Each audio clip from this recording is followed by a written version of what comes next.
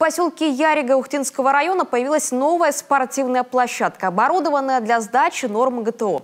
Масштабное для небольшого населенного пункта сооружение обустроили за счет двух источников финансирования: выигранного гранта городообразующего предприятия и средств программы «Народный бюджет». Подробности у Виктории Науменко.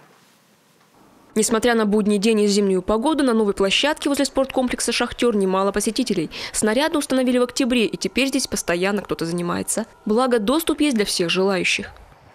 Доступность у нас здесь хорошая, поэтому приходят здесь с утра и пожилые люди, к вечеру собирается молодежь, которая занимается спортом и физкультурой. Также приходят очень маленькие дети с садиков, им тоже очень интересно, особенно когда мы их только здесь установили, большое количество людей. Ну и сейчас, в принципе, даже хотя у нас и погодные условия уже ухудшились, так как зима, но люди приходят и занимаются. Раньше здесь было несколько самодельных тренажеров, рассказывает директор спорткомплекса. Теперь целый парк. Впрочем, эта площадка на территории спорткомплекса «Шахтер» была популярна у жителей Яриги и до этого масштабного преображения. Потому и вошла в программу «Народный бюджет». В поселке немного мест для свободных занятий спортом. А особенно востребованной площадкой оказалась, когда весной из-за пандемии закрыли все учреждения физкультуры и спорта. Вообще в поселке много таких мест, где можно позаниматься, прийти вот спортом свободно?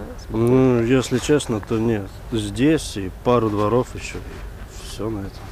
Когда карантин был спорткомплекс закрыт, тогда здесь часто приходилось летом заниматься.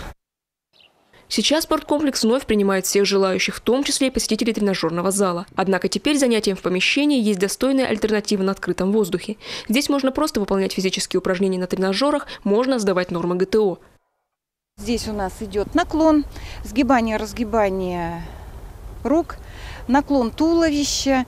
Также мы видим с вами метание мяча. Это первые ступени детские с 6 до 8 лет в кольцо. Ну и у нас низкая перекладина, высокая перекладина. Все это для сдачи норм ГТО. Площадку оборудовали оперативно, буквально за 3 недели. Примечательно то, что это оборудование единственное лицензированное в Ухтинском районе. Лицензиатов у нас нет, это первое в Ухте. Хотя есть большой комплекс на стадионе школы номер 18. Там тоже можно тренироваться и выполнять нормативы. Но вот именно с лицензиатами мы попробовали работать первый раз.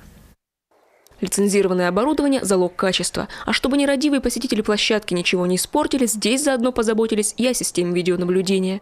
Виктория Науменко, Павел Лагутин, телеканал Юрган, Ухта.